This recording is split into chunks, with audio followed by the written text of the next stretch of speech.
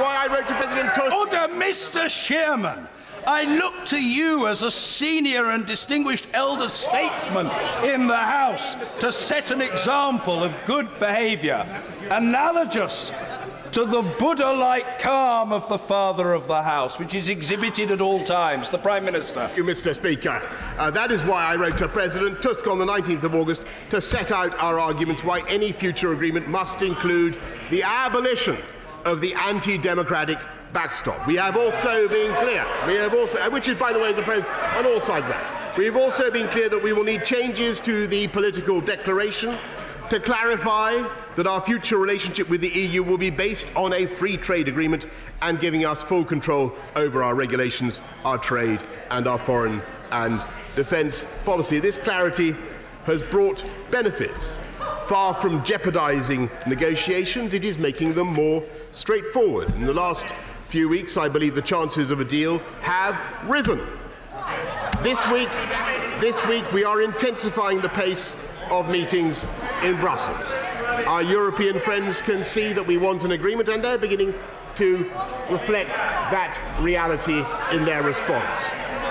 President Macron said, I quote, if, Mr. Speaker, they don't want to hear the words of our counterparts across the Channel. They don't want to hear about any progress that we might be making. They don't. Mr. Speaker.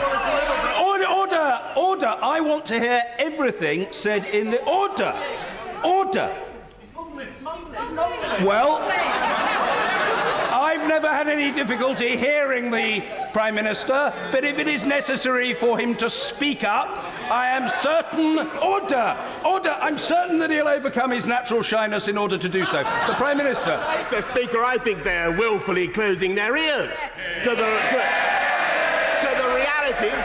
the reality that our friends and partners are increasingly seeing the possibilities of an agreement. I quote President Macron of France. If there are things, he said, which as part of what was negotiated by Michel Barnier can be adapted and are in keeping with the two objectives that I've mentioned, stability in Ireland,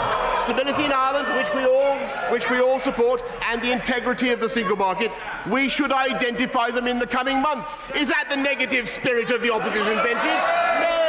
No, it isn't. And speaking in Berlin of possible alternatives to the backstop, Chancellor Merkel of Germany said, once we see and say this could be a possible outcome, this could be a possible arrangement.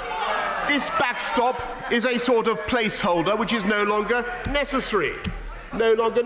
She said. That's a positive spirit, which we are not, I'm afraid, hearing echoed on the other side of the House today. And I believe there are indeed, they're fleeing already, Mr. Speaker, to go to the beach, fleeing already. There are indeed solutions.